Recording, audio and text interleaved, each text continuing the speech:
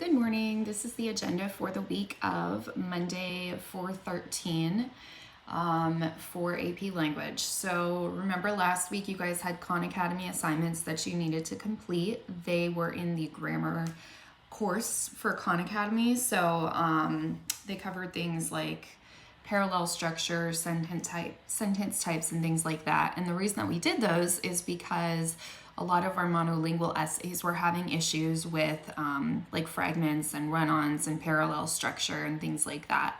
I've mentioned to you guys before that the revision process of our writing is so important, and for some reason I feel like it's often kind of overlooked by students. In fact, I often feel like a lot of essays I read didn't get revised at all, and that's like a huge mistake because your writing improves greatly once you've gotten your ideas down, and you can kind of go back and focus on polishing it, making sure that your sentences are clear, your pronouns are clear, that you have enough evidence.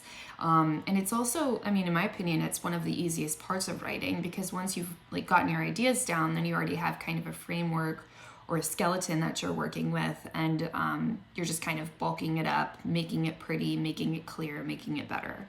So the con that you guys did this past week was covering like grammar basics that I noticed were the biggest issues in those monolingual essays. This week we're doing Khan again. This is probably going to be the last week where we do Khan Academy, but this week we're going to be in the SAT course of Khan, which is obviously geared specifically toward SAT practice, but on the SAT reading and writing portion, they're trying to help you guys strengthen your writing and your revising process. So it is applicable to revisions on actual essays, and that's kind of what we're using it for. So we're going to be looking in the SAT section on specifically precision in your writing, making sure that you're selecting the best words all the time. When I go back and I look at my writing, I look at each individual word, and I'm constantly asking myself, is this the best nuance? Is this the best idea that I'm trying to convey? Like, does it have the most precise connotation, the suggested or implied meaning behind that word? So that's precision. Concision is closely related to wordiness and making sure that you're saying what you need to say in as few words as possible. One of the coolest metaphors that I ever heard for describing wordiness is that a writer should avoid unnecessary words, just like a artist avoids unnecessary lines.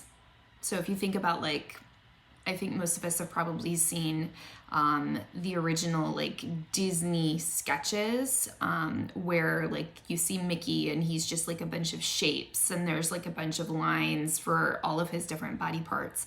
That's the first draft of those illustrations for those cartoons, and obviously all of those extra lines are taken away and cleared up for the final version of the cartoon, movie, whatever. So think of your writing in that same way. What a lot of you are giving me when you're submitting an essay without actually going back and revising is those rough drafts with all of those extra lines, all of those extra words, all of those extra phrases that you don't need.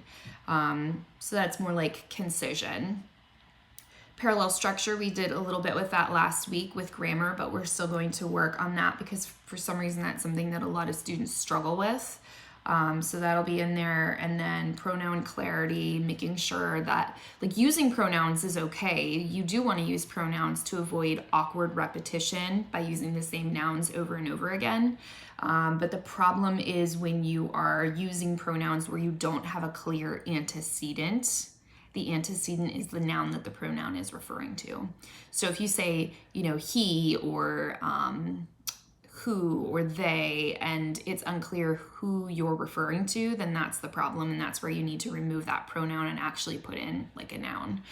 And then we're also going to do some more things with syntax, because some of what you guys are doing is giving me some awkward syntax. So moral of the story for this week, we're going to wrap up Khan Academy to make sure that when you guys do revisions on all of your future essays, that you're hitting on these things that were weaknesses in the monolingual essay. The other thing that you're doing this week, though, is I do want you to go back if you haven't done so already, and I want you to look at all of my comments in your monolingual essays. I'm still wrapping those up because I kid you not, I'm spending like 20 minutes on each essay, like really digging into them and giving you guys extensive comments and feedback. So I will be upset with you if you don't actually take the time to go in and look at my 20 minutes worth of effort that I gave you for your essay. So you're doing that after you finish Khan Academy. You can make those changes if you want in there. But then the last thing that you're going to do once you finish Khan and you've done, like, looked at the monolingual essay, is you're going to go into your Brene Brown rhetorical analysis paragraphs, what you did like 2 weeks ago, I think it was, and you're going to revise those 2 paragraphs. Your introduction, you're going to make it amazing. You're going to make sure that your thesis is clear, that it's a complete sentence, that it's not a fragment or a run-on, and that it answers the prompt. You're going to make sure that your introduction is like not distracting and not too long, but you also want to make sure that it's interesting and that it is a good length for, you know, a timed essay. It shouldn't be just like one sentence. Like, it should be a little bit longer than that. And it should be creative in some way, in some appropriate, non-distracting way.